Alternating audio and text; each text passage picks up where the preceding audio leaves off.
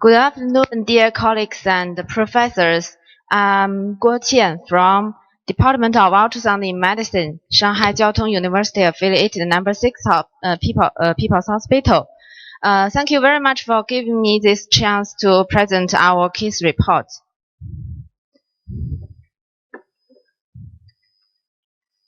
My topic today is contrast enhanced ultrasound diagnosis of an unusual pelvic mass. The patient is a 25-year-old male. He was admitted to the local hospital in October 2018 due to abdominal distension accompanied by constipation and not passing gas for 3 weeks. The colonoscopy showed that polyps at the junction of sigmoid colon and descending colon. So he went to our hospital for surgery.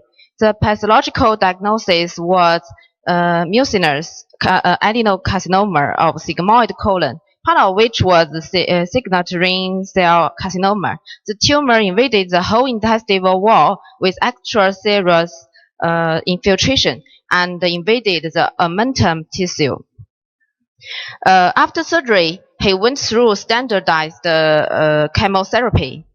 But in February 2020, he suffered with constipation and not passing gas again, with poor appetite and fatigue. The PET-CT showed the wall of the transverse colon was slightly thicker and the glucose metabolism increased, so recurrence was considered. The enhanced CT in July showed the suspicious thickening of the posterior bladder wall and uneven prostate density, suggesting MRI enhancement to exclude metastasis. Meanwhile, the patient began to experience frequent and painful urination. Enhanced MRI showed the internal urethral orifice of the bladder and the urethra thickened with obvious enhancement, and the boundary between bladder and the prostate is not clear. Tumor lesions and metastasis is considered. While the laboratory results of the tumor indicators were all within the normal range. In order to get the pathological diagnosis, the medical oncologist referred him to us, hoping we could do a biopsy of the mass to determine the next step of treatment. So first we did a transrectal ultrasound for him. We saw from the image that the mass was a hypoechoic tumor and located in the internal urethral orifice with calcification on the surface and poor blood supply. In order to figure out the relationship of the mass between the prostate and the urethra and bladder, we conducted intra-urethral injection of normal saline and dynamic observation of during urination. When we injected the normal saline, we could see the tumor was located in the front wall of the urethra and could be slightly pushed into the bladder. During urination, the mass moved a little into the urethra. This is a CUS image. Unlike MRI, the mass was low intensity enhanced with rapid inflow and outflow. So what is it? Considering his symptom and normal tumor indicators, another disease came into our mind, the papilloma of urinary bladder.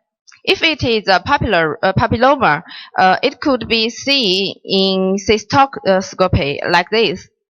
So we asked the urologist to do the cystoscopy, but unfortunately we didn't see any tumor. We only see the local uplift of urethral mucus. here. There's no obvious changes on the surface of the urethral mucus. Finally, we did a transperineal biopsy under the transrectal ultrasound guided. The pathological results showed its signature ring cell carcinoma infiltration in fibrous smooth muscle tissue, which was consistent with colorectal adenocarcinoma metastasis / infiltration.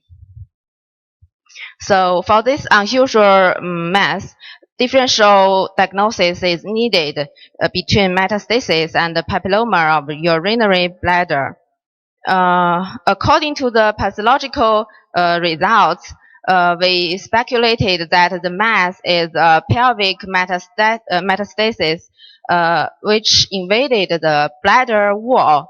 Due to the invasion of the bladder wall, it protruded into the urethra, which looked like as a papilloma in 2D ultrasound and caused the frequent and painful urination. And the CUS image is not very specific. So as there is no positive findings in cystoscopy, so it is more likely to be the metastasis. After correctly diagnosed, the patient received radiation therapy, and there is no recurrence so far. This is our case report. Thank you. Thanks, Dr. Guo Qian, for your presentation. Now we would like to have Dr. Qin Jiale to comment and ask questions on the case. Thank you for your presentation.